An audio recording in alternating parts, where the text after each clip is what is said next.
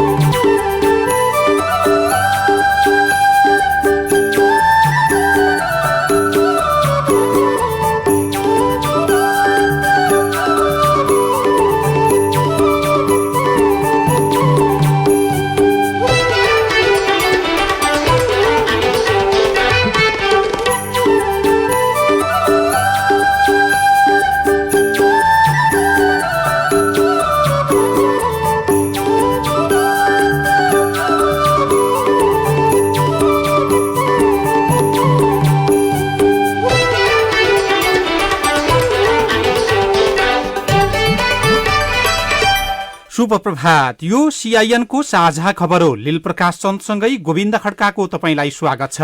सामुदायिक रेडियोबाट देशैभरि एकैसाथ प्रसारण भइरहेको साझा खबर CINखबर.com र मोबाइल एप CIN बाट पनि सुन्न सकिन्छ। आज 2077 साल साउन 27 गते मंगलबार, अगस्त 11 तारिक सन् 2020, नेपाल सम्वत 1140 भाद्र कृष्ण पक्षको सप्तमी तिथि। आज कृष्ण जन्माष्टमी। साझा खबरको सुरुमा प्रमुख खबरका शीर्षकहरू। कोरोना भाइरस नियन्त्रण गर्न आवागमनमा कडाई, लामो दूरीका यातायात, हवाई उडान र शैक्षिक संस्था भदौ मसान्तसम्म बन्द हुने। कोरोना संक्रमणबाट एकै दिन 5 जनाको मृत्यु। संक्रमण बढ्दा आत्तीय प्रदेश र स्थानीय तह कोभिड अस्पताल नै अप्ठ्यारोमा, 16 लाखको रोजगारी गुम्यो। व्यापारीको स्वार्थमा बढाइयो पानीको मूल्य। कांग्रेसमा कार्यकर्ता रिजाउन पद बाँड्दै सभापति देउबा, जग्गा निश्चित नहुँदै रेलका नाममा 28 अर्बको टेन्डर, विदेश नीति पुनरावलोकन गर्दै सरकार। बौद्ध मार्गी मुलुकहरू कोरोना नियन्त्रण गर्न सफल, बेलारुसको राष्ट्रपतिमा लुकासेनको विजयी, भारतका पूर्व राष्ट्रपति मुखर्जीलाई पनि कोरोना संक्रमण। र भदौ 15 सम्म खेलकुद प्रशिक्षण सुरु नगर्ने मन्त्री परिषदको निर्णय, तर फुटबलको प्रशिक्षण भने भदौ 1 गतेबाट गर्ने तयारी।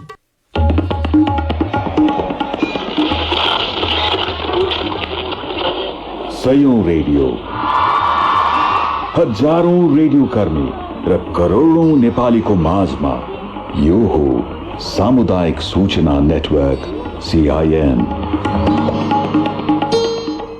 साझा खबरमा सबैभन्दा पहिले कोरोना नियन्त्रणका लागि सरकारले अपनाइरहेको उपायको प्रसंग। लकडाउन हटे पनि कोरोना भाइरस संक्रमण तीव्र देखिएपछि सरकारले आवागमनमा कडाई गर्ने तयारी गर्ने निर्णय लिएको छ। लामो दूरीका सवारी साधन र आन्तरिक तथा बाह्य दुवै हवाई उडान भदौ मसान्तसम्म बन्द गरिने भएको छ। झण्डै 4 महिना लामो लकडाउन साउन 7 गते अन्त्य गर्दै सरकारले लामो दूरीका यातायात र हवाई सेवा भदौ 1 देखि सञ्चालनमा ल्याउने निर्णय गरेको थियो। मन्त्री परिषदको हिजो बसेको बैठकले जोखिम बढाउन सक्ने सम्भावनाका कारण 1 महिनापछि धकेल्ने निर्णय गरेको एकजना मन्त्रीले बताएका छन्। खासमा यो लकडाउन स्वरूप हो, मात्र यसलाई लकडाउन नभनिएको ती मन्त्रीले भने। काठमाडौँ आउने सबै नाका पनि बन्द गरिन्छ। कोभिड-19 संकट व्यवस्थापन केन्द्र CCMC ले भदौ 15 सम्म सडक र हवाई यातायात खुला नगर्न सिफारिस गरेको थियो। बैठकले काठमाडौँमा भेला सम्मेलन गर्न समेत रोक लगाएको छ। सरकारी तथा निजी कार्यालयलाई सम्भव भएसम्म 50% मात्र कर्मचारी राखेर सुरक्षाका सबै उपाय अवलम्बन गर्दै मात्र काम गर्न भनिएको छ। सरकारले सीमा नाकामा पनि कडाई गर्ने निर्णय गरेको छ। व्यवस्थित रूपमा अभिलेख राखेर मात्र कडाई गरेर आवत जावत गर्न दिने निर्णय सरकारले गरेको हो। सरकारले लामो दूरीका यातायात, हवाई उडान र शैक्षिक संस्था भदौ मसान्तसम्म नखोल्ने भएको हो। यसअघि 1 भदौबाट खोल्ने भनिएका यी सबै क्षेत्र मसान्तसम्म नखोल्ने गरी सरकारले निर्णय लिएको छ। हिजो बसेको मन्त्री परिषद बैठकले जोखिम बढेको भन्दै लामो दूरीका यातायात, हवाई उडान र शैक्षिक संस्था सञ्चालनबारे नयाँ निर्णय गरेको हो। लामो दूरीका यातायात, हवाई उडान र शैक्षिक संस्था भदौ मसान्तसम्म बन्द रहनेछन्। कोरोना संक्रमणका कारण देशभरिमा मृत्युको संख्या पनि बढ्न थालेको छ। एकै दिन 5 जनाको मृत्यु भएको छ। तीमध्ये 3 जना काठमाडौँ उपत्यकाका छन्। नेपालमा कोरोना संक्रमणबाट मृत्यु हुनेको संख्या 80 पुगेको स्वास्थ्य तथा जनसंख्या मन्त्रालयले जनाएको छ। हिजो मृत्यु हुनेमा कृतिपुर टेक्लाफाँटका 64 वर्षका पुरुष छन् भने काठमाडौँमा अर्का मृतकको पनि निमोनिया र उच्च रक्तचापका कारण मृत्यु भएको र मृत्युपछि मात्रै किस्ट अस्पतालमा भर्ना भएका 50 वर्षीय एक महिलाको कोरोना पुष्टि भएको हो। उहाँ काभ्रेका हुनुहुन्छ। त्यसै गरी बितेको 24 घण्टामा काठमाडौँ उपत्यकामा 3, बाँके तथा पर्सामा 1-1 जना गरी 5 जनाको मृत्यु भएको हो। पछिल्लो 24 घण्टामा उपत्यका सहित देशभरिमा 338 जना कोरोना संक्रमित थपिएका छन्। उपत्यकामा मात्रै 44 जना संक्रमित देखिएका छन्। काठमाडौँ उपत्यकासँगै कोरोना संक्रमणको सन्तास बढ्दैछ। उपत्यका उच्च जोखिममा रहेको विज्ञ र सरकार दुवैले भनिरहेका छन्। यो सँगै देशभर जम्मा कोरोना संक्रमितको संख्या 23,310 पुगेको मन्त्रालयका प्रवक्ता डाक्टर जागेश्वर गौतमले जानकारी दिनुभयो। पछिल्लो 24 घण्टामा 140 जना संक्रमण मुक्त भएका छन्। हालसम्म निको हुनेको संख्या 16,493 पुगेको छ। मन्त्रालयले निजी, सामुदायिक, सरकारी, गैर सरकारी अस्पतालले 20% बेड कोभिड बिरामीका लागि छुट्याएर सम्बन्धित हब अस्पताललाई सूचना गर्न पनि निर्देशन दिएको प्रवक्ता गौतमले बताउनुभयो। सबै निजी, सामुदायिक, सरकारी, गैर सरकारी अस्पतालहरूले आफ्नो अस्पतालमा 20% शैय्या कोभिड बिरामीहरूको लागि छुट्याई सम्बन्धित हब अस्पतालबाट एचईओसीलाई सूचना गर्ने र हब अस्पतालभित्रको स्याटेलाइट अस्पतालहरूको बिरामी व्यवस्थापन हब अस्पतालले नै गर्ने सूचना जारी गरिएको छ। चिकित्सक, स्वास्थ्यकर्मी, सुरक्षाकर्मी सहित पर्सा र बारामा गए राति मात्रै 70 जनामा कोरोना संक्रमण पुष्टि भएको छ। वीरगञ्ज स्थित नारायणी अस्पतालको प्रयोगशालामा गरिएको परीक्षणमा 21 जना महिला सहित 70 जनामा संक्रमण पुष्टि भएको हो, जसमध्ये पर्सामा 65 जना, बाराका 5 जना छन्। हिजो बिहान पनि पर्सामा 22 जनामा कोरोना संक्रमण देखिएको थियो। रौतहरको कटरिया नगरपालिकामा 9 जनामा कोरोना संक्रमण गए राति नै पुष्टि भएको छ। गए राति आएको रिपोर्टमा कटरिया नगरपालिकामा थप 9 जनामा संक्रमण पुष्टि भएको हो। कटरिया नगरपालिकाका जनप्रतिनिधि र स्थानीय गरी 197 जनाको स्वाब संकलन दिएकोमा 2 महिला र 7 पुरुषमा संक्रमण भेटिएको नगर प्रमुख सियाराम कुशवाले सीआईएनलाई जानकारी दिनुभयो। दिनदिनै कोभिड संक्रमितको संख्या बढ्दै गएपछि प्रदेश र स्थानीय सरकारलाई त्यसको व्यवस्थापन गर्न चुनौती बनेको छ। अधिकारको सीमितता तथा कमजोर पूर्वाधार क्षमताका कारण उनीहरू अप्ठ्यारोमा पर्न थालेका छन्। संक्रमितहरूको उपचारका लागि अस्पतालका शैय्या, उपकरण र चिकित्सकको अभाव देखिएको छ। प्रदेश नम्बर 2 का मुख्यमन्त्री लालबाबु राउत स्थिति नियन्त्रणमा लिन संघ केन्द्र सरकारको सक्रिय सहयोगको आवश्यकता औलाउनुहुन्छ। प्रदेश अस्पतालको अवस्था झन नाजुक बन्दै गएको पाइएको छ। बिहान उठिसकेपछि मात्र होइन कि राति सुतेको बेला पनि विभिन्न फोनहरू आउने होइन, अब कसैको चाहिँ कोरोना परीक्षण गर्नुपर्ने के भयो। बाँकेको भेरी अस्पतालका प्रमुख डाक्टर प्रकाश थापा, हाल अस्पतालमा 248 जना भन्दा बढी कोरोना संक्रमितको उपचार भइरहेको छ।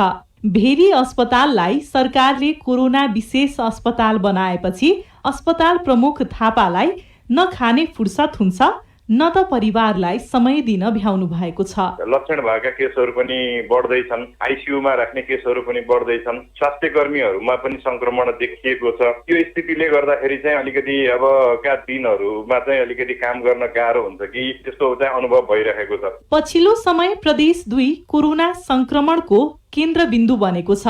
पर्सा सबैभन्दा बढी प्रभावित छ, जहाँ पछिल्लो 10 दिन यता दिनकै 2 देखि 3 जनाको मृत्यु भइरहेको छ भने 60 देखि 100 जनासम्म नयाँ संक्रमित थपिँदै गएका छन्। कोरोनाको मात्रै होइन, सबै स्वास्थ्य सेवाको व्यवस्थापन गर्नुपर्ने नारायणी अस्पतालले बिरामीको चाप नै थेग्न नसक्ने अवस्था छ।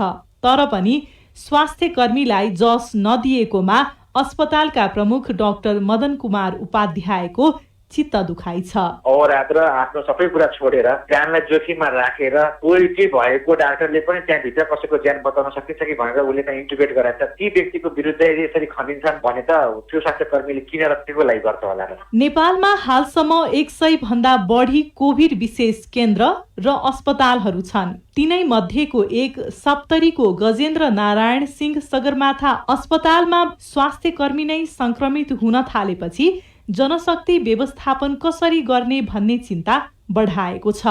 अस्पतालका प्रमुख डाक्टर रञ्जित झा। खाना खाँदाखेरि मैले 16वटा कल रिसिभ गरेको थिएँ। अब फोन उठाएन भने डाक्टर साहबले फोन उठाएन भन्छन्, अनि उठायो भने फेरि कस्तो हुन्छ, त्यो 16वटामा जेन्युन फोन भनेको 4वटा हुन्छन्, अनि त्यो खाना रुच्नै छोड्छ। नेपालको एकमात्रै सर्वारोग अस्पताल शुक्रराज ट्रपिकलमा कोरोना संक्रमित मात्रै नभई अन्य सर्वारोगका बिरामी पनि आउने गरेका छन्। तर यो विषम परिस्थितिलाई अवसरको रूपमा लिएको बताउनुहुन्छ अस्पतालका निर्देशक डाक्टर सागर राज भण्डारी। विभिन्न चुनौतीहरू स्वीकार गरेर विभिन्न संरचनाहरू बनाउन एकदमै सफल भयो। स्वास्थ्य तथा जनसङ्ख्या मन्त्रालयका अनुसार नेपालमा हालसम्म 260 जना भन्दा बढी स्वास्थ्य कर्मीमा कोरोना संक्रमण पुष्टि भएको छ, जसमा अधिकांश नर्स र डाक्टरहरू रहेका छन्। उपकरण र स्वास्थ्य कर्मीको अभाव झेल्दै बिरामीको उपचारमा रहे पनि हतोत्साहित गरिएको भन्दै कोभिड विशेष अस्पतालका प्रमुखहरू सन्तुष्ट छैनन्। स्नेहा कर्ण, CIN, काठमाडौँ। सरकारले पहिलो पटक उपभोक्तालाई मर्का पर्ने गरी प्रशोधित पिउने पानीको मूल्य बढाएको छ। हिजो वाणिज्य आपूर्ति तथा उपभोक्ता संरक्षण विभागले सर्वसाधारण उपभोक्तालाई अत्याधिक मर्कामा पर्ने गरी प्रशोधित पिउने पानीको मूल्य निर्धारण गरेको हो। प्रशोधित पिउने पानीको जारमा अधिकतम 50 रुपियाँ र बोतलको हकमा प्रति बोतल 16 रुपियाँ मूल्य निर्धारण गरिएको छ। जारको पानीमा विभागले बजारमा कारोबार भइरहेको भन्दा झण्डै 20 रुपियाँ बढी राखेर अधिकतम मूल्य खुद्रा मूल्य 50 रुपियाँ निर्धारण गरेको हो। बोतलको पानी भने अधिकांश कम्पनीले 20 रुपियाँ मूल्य सूची राखेर बिक्री वितरण गर्ने गरेका छन्। बोतलको पानीमा भने 4 रुपियाँ घटाएर अधिकतम मूल्य बिक्री 16 रुपियाँ निर्धारण गरेको छ। व्यापारीको मिलेमतो र व्यापारीको स्वार्थमा सरकारले मूल्य बढाएको र अब एक जारकै 50 रुपियाँ पर्ने देखिएको छ।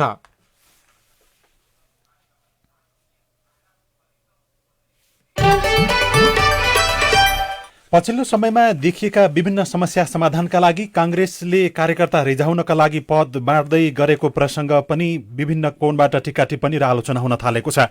पार्टीका सबै संरचनाको गठन 6 महिनाभित्र गरिसक्नुपर्ने विधानको व्यवस्था विपरीत नेपाली कांग्रेसका सभापति शेरबहादुर देउवाले 15वटा विभागका 668 जनालाई मनोनयन गर्नुभएको हो।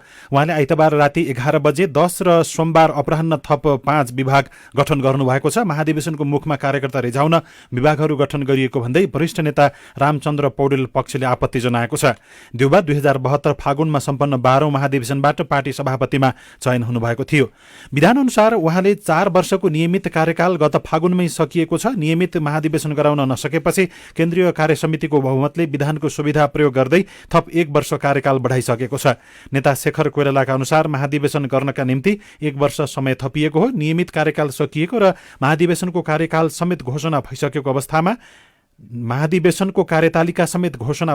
अवस्थामा सभापति देउबासहित केन्द्रीय कार्यसमितिका सबै पदाधिकारी तथा सदस्यहरू काम चलाउ हैसियतमा छन्। महाधिवेशनको प्रक्रिया अघि बढिसकेको बेला काम चलाउ हैसियतमा रहेका सभापति देउबाले पूर्ण कार्यकारी हैसियतमा जस्तै केन्द्रीय विभागहरूको गठन, मनोनयन र नियुक्ति गर्न नमिल्ने कोइरालाले बताउनुभयो।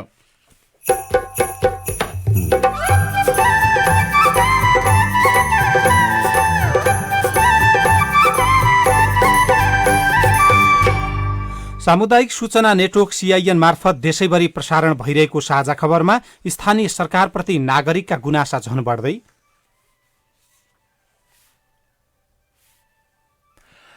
पछिल्लो समय विपत्तिमा रहेको छ। गाउँको माथि एकदमै ठुलो पहिरो आउने सम्भावना र ठुलो ढुङ्गा आउने सम्भावना छ। गाउँपालिकाले पनि अनगमन त गरेको कुरा थियो गरे अस्तिको पिरियडमा। 16 लाखको रोजगारी कोभिड-19 का कारण गुम्यो। जोगा निश्चित नहुँदै रेलका नाममा 28 अर्बको टेन्डर लगायतका खबर बाँकी नै छन्। CIN को साझा खबर सुन्दै गर्नुहोला। प्रसूति एक विशेष अवस्था हो। कोरोना भाइरस कोभिड-19 महामारीको समयमा यस अवस्थालाई अझ बढी ध्यान दिनुपर्दछ। गर्भवती तथा सुत्केरीलाई पनि कोरोना भाइरसको संक्रमण हुन सक्छ। जुनसुकै अवस्थामा पनि गर्भवतीलाई विशेष हेरचाह र स्याहार चाहिन्छ। बच्चा जन्माउने बेलामा पनि खतराका लक्षणहरू देखिन सक्छन्। 8 घण्टाभन्दा बढी लामो सुत्केरी व्यथा लाग्नु, बच्चाको पहिला हात, खुट्टा वा नाल निस्कनु, गर्भवतीको हात खुट्टा अररो भई काँप छुट्नु वा मुर्छा पर्नु, बच्चा जन्माउनु अघि अथवा बच्चा जन्मिसकेपछि पनि धेरै रगत बग्नु। यस्ता लक्षणहरू देखा परेमा तुरुन्तै नजिकैको स्वास्थ्य संस्थामा जाँच्न लैजानुपर्छ। समयमै खतराका लक्षणको पहिचान गरी गर्भावस्थालाई सुरक्षित बनाऊ। कोभिड-19 सम्बन्धी कुनै पनि जिज्ञासा भएमा पैसा नलाग्ने कल सेन्टर 1115 वा 1133 मा सम्पर्क गरौँ। राष्ट्रिय स्वास्थ्य शिक्षा सूचना तथा सञ्चार केन्द्र र UNFPA द्वारा जनहितमा जारी। महिला हिंसा विरुद्ध जनहितमा जारी सन्देश। विपदको बेला महिला, बालबालिका, अपाङ्गता भएका व्यक्तिहरू र ज्येष्ठ नागरिक बढी जोखिममा पर्छन्। कोरोना भाइरसको संक्रमण र बन्दाबन्दीले महिला र बालिकाहरूमा शारीरिक, मानसिक, आर्थिक र यौनजन्य प्रकृतिका हिंसाहरू बढिरहेका छन्। कोरोनाको जोखिम र उनीहरूमाथि भइरहेको हिंसाले मनोसामाजिक समस्या बढ्न सक्छ। कुनै पनि बहानामा महिला र बालिकामाथि आफू पनि हिंसा नगरौं। हिंसा भएमा वा हुने डर छ भने तुरुन्तै सम्बन्धित निकायमा खबर गरौं। हिंसाको उजुरीका लागि निम्न निकायहरूमा सम्पर्क गर्न सकिनेछ। राष्ट्रिय महिला आयोग 1145, बाल हेल्पलाइन 1098 र 1177 मा खबर गरौं। वर्ल्ड भिजन इन्टरनेसनल नेपालबाट जनहितमा जारी सन्देश। सामाजिक रूपान्तरणका लागि यो हो सामुदायिक सूचना नेटवर्क CIN। तपाईँ अहिले देशभरिका सामुदायिक रेडियो CIN खबर.com र मोबाइल एप CIN-बाट एकैसाथ साझा खबर सुनिरहनु भएको छ। अब पत्र पत्रिकाले छापेका खबर। अन्नपूर्ण पोस्ट दैनिकले कतिजनालाई जाँच्ने, कसलाई जाँच्ने शीर्षकमा मुख्य खबर छापेको छ। असार 19 गते 4483 जनाको PCR परीक्षण गरियो, 740 जनामा संक्रमण पाइयो। यो 16.5% हो, जबकि साउन 16 गते 10,768 जनाको जाँच गर्दा यसमा 2.1% अर्थात् 224 जनामा कोरोना देखियो। स्वास्थ्य मन्त्रालयका अधिकारीहरू अचेल यी दुई रिपोर्टलाई अघि सारेर PCR परीक्षण रणनीति बनाउन थालेका छन् र अन्यलमा परेका छन्। कारण थोरैलाई जाँच्दा धेरै संक्रमित भेटिन्छन्, धेरैलाई जाँच्दा थोरै र आफूमा सोध्छन् अब कसलाई जाँच्ने, कतिलाई जाँच्ने। PCR परीक्षणको दायरा व्यापक बनाउन सरकारलाई यसका कारणले झन दबाव उत्पन्न भएको छ। भित्री पन्नामा अन्नपूर्ण पोस्ट दैनिकले नै छापेको छ। गुम्यो 16 लाखको रोजगारी, लकडाउनमा कामदार र तलब कटौतीको अनुपातको प्रतिशत सहित त्यहाँ विवरण उल्लेख गरिएको छ। सरकारले कोरोना भाइरस महामारीबाट जोगिन लागू गरेको लकडाउनका कारण देशभरमा करिब 16 लाखको रोजगारी गुमेको छ। नेपाल राष्ट्र बैंकले हालै सार्वजनिक गरेको प्रतिवेदनले यस्तो देखाएको हो। कोरोना भाइरसले अर्थतन्त्रमा पारेको प्रभाव सम्बन्धी सर्वेक्षण प्रतिवेदन अनुसार औसतमा 22.50% कामदार कटौती गरिएको छ। विशेष गरी निजी क्षेत्रले यसरी कामदार कटौती गरेको पाइएको हो। कटौतीमा पर्नेमा 70% भन्दा धेरै अस्थायी वा करारमा नियुक्त गरिएका कर्मचारी रहेका छन्।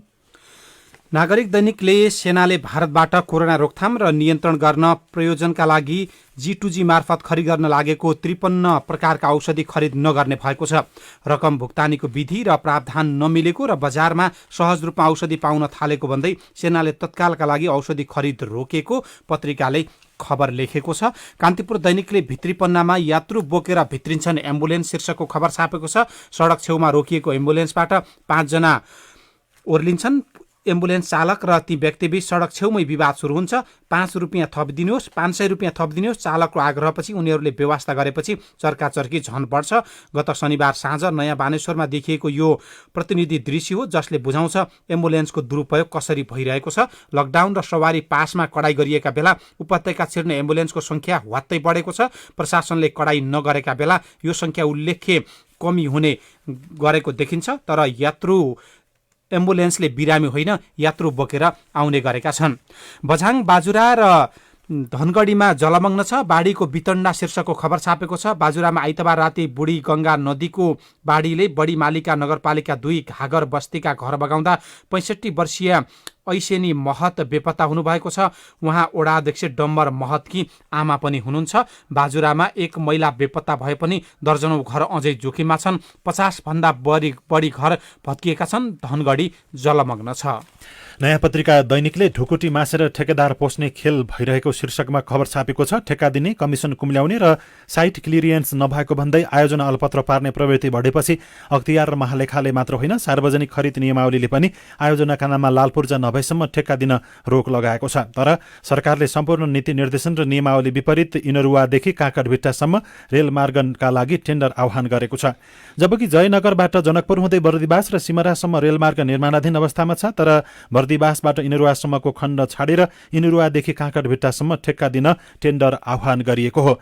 रेल विभागले पूर्व पश्चिम विद्युतीय रेलमार्गको काँकडभिट्टा इनरुवा खण्डमा ट्र्याक बेड लिक राख्नु अघिको काम निर्माणको लागि 28 अर्बको ठेक्का प्रक्रिया अघि बढाएको छ। 106 किलोमिटर लामो यो ट्र्याक बेड निर्माण गर्न आवश्यक 603 बिघा जमिन भने प्राप्त गर्न बाँकी नै देखिएको छ। 12 देशमा राजदूत नियुक्तिको तयारी भइरहेको अर्को खबर पनि छ। सरकारले अमेरिका सहित 12 देशका लागि राजदूत नियुक्तिको गृह कार्य सुरु गरेको छ। अमेरिकाका लागि राजदूत डाक्टर अर्जुन कार्कीको कार्यावधि अर्को निर्णय नभएसम्मका लागि थपिएको छ। राजदूतावास रहेका 33 मध्ये 2 वर्षदेखि 3 मुलुकमा राजदूत रिक्त छन् भने 2 महिनापछि 8 मुलुकका लागि नेपाली राजदूत कार्यकाल सकेर फर्किँदैछन्। सरकारले रिक्त र केही महिनामा खाली हुन थालेका मुलुकका लागि एकैपटक राजदूत नियुक्तिको गृह कार्य थालेको हो। परराष्ट्र सचिव शंकरदास बैरागीले यसबारेमा गृह कार्य भइरहेको जानकारी दिनुभएको छ। गोरखापत्र दैनिकले कक्षा 12 को परीक्षा स्नातक पढ्ने बाटो खोल्ने तयारी शीर्षकको खबर छापेको छ। कक्षा 12 को गत वैशाखमा स्थगित परीक्षाको निकास छिट्टै खोल्ने तयारी भइरहेको छ। स्थगित परीक्षा नहुँदा लाखौं विद्यार्थी अन्यलमा परेको तथा यसबाट नेपालका सबै विश्वविद्यालयका सबै स्नातक तहका कक्षा प्रभावित हुने भएपछि कक्षा 12 को परीक्षाबारे अब छिट्टै टुङ्गो लगाइने भएको छ। यो विषयको निकास पाए विद्यार्थीलाई स्नातक तह अध्ययन गर्ने बाटो खुल्नेछ। राष्ट्रिय परीक्षा बोर्डका अध्यक्ष प्राध्यापक डाक्टर चन्द्रमणि पौडेलले कक्षा 12 का विद्यार्थीको परीक्षा सञ्चालन र प्रमाणीकरणका बारेमा सरकारसित निरन्तर संवाद भइरहेको र विद्यालयले सो मूल्याङ्कनका आधारमा परीक्षा विधिबाटै निकास निकाल्ने गरी छलफल भइरहेको पनि उहाँले बताउनु भएको छ। अब विदेशको खबर बेलारुसको राष्ट्रपतिमा लुकासेन्को विजय हुनुभएको छ। बेलारुसको राष्ट्रपति पदमा अलेक्जेन्डर लुकासेन्को 80.23% मत ल्याएर विजय हुनुभएको हो। 65 वर्षीय लुकासेन्को सन् 1994 देखि सत्तामा हुनुहुन्छ। उहाँ 6औं पटक बेलारुसको राष्ट्रपति पदमा विजय हुनुभएको हो। सन् 2015 मा भएको चुनावमा लुकासेन्कोले 83.5% मत ल्याउनु भएको थियो। भारतका पूर्व राष्ट्रपति प्रणब मुखर्जीलाई कोरोना संक्रमण पुष्टि भएको छ। कोभिड-19 संक्रमितको सम्पर्कमा रहेको पत्ता लागेपछि मुखर्जीको परीक्षण गरिएको थियो। आफूलाई संक्रमण पुष्टि भएपछि उहाँले पछिल्लो साता आफ्नो सम्पर्कमा आएकाहरूलाई सतर्कता अपनाउन र कोभिड-19 परीक्षण गर्न आग्रह गर्नुभएको छ। मुखर्जीले सामाजिक सञ्जाल ट्विटरमा सोमबार लेख्नु भएको छ, मलाई कोरोना भाइरसको संक्रमण भएको पुष्टि आज भयो। पछिल्लो साता मेरो सम्पर्कमा रहेका सबैलाई उच्च सतर्कताका साथै आफै एकान्तवास बस्न र भाइरसको परीक्षण गर्नको लागि म अनुरोध गर्दछु। बौद्ध मार्गी मुलुक भने महामारीबाट जोगिएको खबर पनि छ। कोभिड-19 को विश्वव्यापी महामारीमा दक्षिण पूर्वी एसिया एउटा रहस्य बनेको छ। महामारी उत्पत्तिको स्रोत मानेको चीन र पछिल्ला दिनमा महामारीको हटस्पट बनेको भारतसँग नजिक हुँदाहुँदै पनि आंशिक तथा पूर्ण रूपमा बौद्ध धर्म मान्ने कम्बोडिया, लाओस, म्यानमार, थाइल्याण्ड र भियतनामले हाछिउँ पनि गरेका छैनन्। कुल 9 करोड 70 लाख जनसङ्ख्या भएको भियतनाममा महामारीका कारण अहिलेसम्म 1 जनाको पनि मृत्यु भएको छैन। 7 करोड जनसङ्ख्या भएको थाइल्याण्ड 58 जनाको मात्र मृत्यु भएको छ भने त्यहाँ पछिल्ला 40 दिनमा स्थानीय संक्रमणको एउटा पनि घटना भेटिएको छैन। म्यानमारमा कोरोना भाइरसका कारण 6 जनाको मृत्यु भएको छ र 317 जनामा मात्रै संक्रमण देखिएको छ। अब खेल खबर। सरकारले भदौ 15 गतेसम्मका लागि कुनै पनि खेल गतिविधि र प्रशिक्षण गतिविधि गर्न नपाउने निर्णय गरेको छ। क्याबिनेटले खेलकुद निकायको प्रशिक्षण भदौ 15 सम्मका लागि स्थगित गरेको हो। मन्त्री परिषदको यो नयाँ निर्णयपछि भदौ 1 गतेबाट हुने भनिएको अखिल नेपाल फुटबल संघ एन्फाको फिफा विश्वकप छनौटको तयारी पनि अन्यलमा परेको छ। 2022 मा कतारमा आयोजना हुने फिफा विश्वकप छनौट खेलका लागि नेपाली राष्ट्रिय फुटबल टोलीको प्रशिक्षण भदौ 1 गतेबाट सुरु हुने तय भइसकेको छ। जनप्रतिनिधि प्रतिको नागरिकको गुनासो झन बढ्दै रेडियो सामग्री अरू खबर र कार्टुन पनि बाँकी नै छ। CIN को साझा खबर सुन्दै गर्नुहोला। सेवा र सहयोग नै मानव जीवन हो, सहयोग गरौं। रेडियो सोसाइटी FM मा कार्यकारी निर्देशक एवं पत्रकार ध्रुव विशी छेत्रीको उच्च रक्तचापका कारण दुवै मृगौला फेल भएर 1 महिनादेखि काठमाडौँको वीर अस्पतालमा डायलाइसिस गराइरहनु भएको छ। डाक्टरको सल्लाह अनुसार उहाँको मृगौला प्रत्यारोपण गर्नुको विकल्प छैन। मृगौला प्रत्यारोपणको लागि उहाँको आर्थिक अवस्थाले नसक्ने भएकाले राष्ट्रिय वाणिज्य बैंक मङ्गलसेन शाखा अछामको बैंक खाता नम्बर 42600000634201 मा सहयोगका लागि अनुरोध गर्नुभएको छ। पवन कलीसँग कोरोनाका कुरा। नमस्ते, सन्चै हुनुहुन्छ? क्यारा लानुभयो घरमा? ये मेरो अत्यास लाग्छ। मेरो यादले सतानी म त आइहालेँ क्यारे। म पवन कली नि सन्चै छु। नेपाल सरकार स्वास्थ्य तथा जनसङ्ख्या मन्त्रालय, राष्ट्रिय स्वास्थ्य शिक्षा सूचना तथा सञ्चार केन्द्र, सेभ द चिल्ड्रेन र सामुदायिक सूचना नेटवर्क CIN को प्रस्तुति। शनिबार बिहान 7:15 देखि 7:30 सम्म सामुदायिक सूचना नेटवर्क CIN मार्फत देशैभरिका सामुदायिक रेडियोहरू, युट्युब र सामाजिक सञ्जालहरूबाट हेर्न र सुन्न सकिन्छ। पवन कलीसँग कोरोनाका कुरा। सामाजिक रूपान्तरणका लागि यो हो सामुदायिक सूचना नेटवर्क CIN। साझा खबरमा अब नागरिकका गुनासा र सरोकारवाला निकायको जवाब। 3 तहको सरकार बनेपछि धेरैलाई सबै समस्याको समाधान अब सजिलै हुन्छ भन्ने लागेको थियो। तर समय बित्दै जाँदा स्थानीय, प्रदेशदेखि संघ सरकारप्रतिको अपनत्व बढे पनि गुनासो भन्ने घट्न सकेको छैन। प्रस्तुत छ प्रश्नोत्तर श्रृङ्खला। जुम्ला हिमा गाउँपालिका वडा नम्बर 6 पाथरखोलाबाट ललितजङ अधिकारी बोल्दैछु। हाम्रो गाउँ एकदमै विपत्तिमा रहेको छ। गाउँको माथि एकदमै ठुलो पहिरो आउने सम्भावना र ठुलो ढुङ्गा आउने सम्भावना छ। गाउँपालिकाले पनि अनुगमन त गरेको कुरा थियो गरे अस्तिको पिरियडमा, र कहिलेसम्म समाधान हुने हो यो कुराको एन्सर पाउन सक्छु होला। तपाईले राख्नु भएको प्रश्न हामीले तपाईकै गाउँपालिका जुम्लाको हिमा गाउँपालिकाका अध्यक्ष रजबहादुर शाहीलाई सुनाएका थियौं। जोखिमयुक्त बस्तीलाई नै सुरक्षित अर्को स्थानमा सार्ने विषयमा पहल भइरहेको र वृक्षारोपणको काम समेत भइरहेको उहाँले बताउनु भएको छ।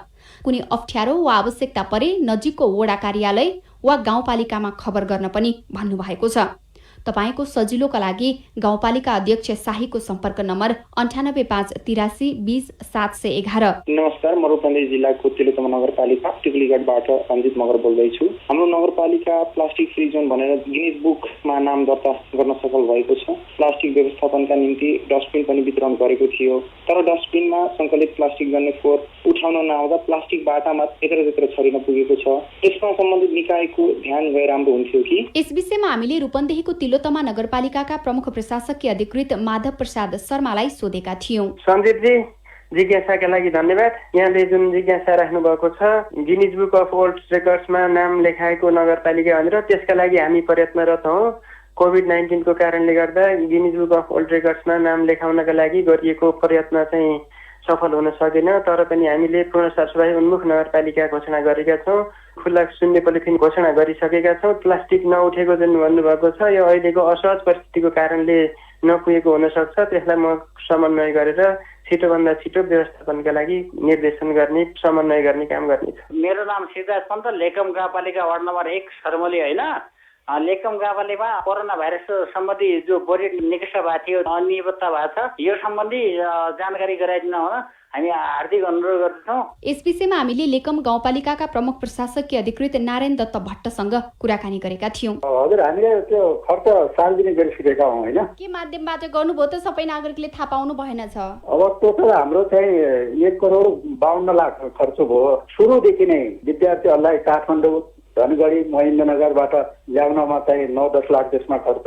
त्यसपछि 6वटै वडाहरूमा वडाले खाद्यान्न खरिद गर्यो, 40-42 लाख त्यसमा खर्च। 16वटा क्वारेन्टाइनहरू स्थापना भए, त्यहाँ क्वारेन्टाइनमा बस्ने त्यो नागरिकहरूको खर्च त्यसमा चाहिँ 32-33 लाख त्यसमा भयो।